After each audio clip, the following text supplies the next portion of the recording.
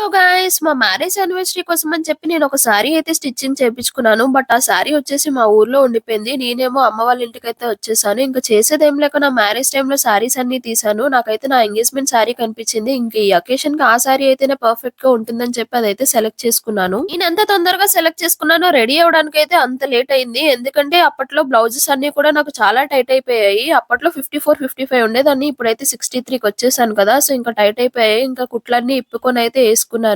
So అందుకే చాలా time పట్టేసింది. ఈ వాయిస్ కోసం అయితే మీరేం అనుకోవద్దు. ఇంకా ఇలానే ఈ వాయిస్‌తోనే మీరు 1 వీక్ అయితే అడ్జస్ట్ అవ్వాలి. ఎందుకంటే నాకు కోల్డ్ వచ్చింది. నాకు ఒక్కసారి కోల్డ్ వచ్చిందంటే మాత్రం 1 వీక్ అయితే కంపల్సరీ ఉంటుంది. ఇంకా 1 వీక్ వాయిస్ ఓవర్ ఇవ్వకుండా ఉండాలంటే నాకు కూడా కష్టమే కదా! సో అందుకే వాయిస్ ఓవర్ అయితే ఇస్తున్నాను.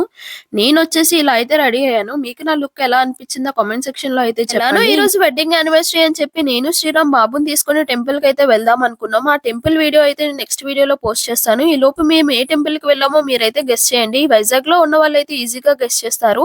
ఇన్‌కేస్ ఈ వీడియో మీకు నచ్చితే ఒక లైక్ చేయండి. అలానే ఇలాంటి వీడియోస్ కోసం అయితే మన ఛానెల్‌ని సబ్స్క్రైబ్ చేసుకోండి.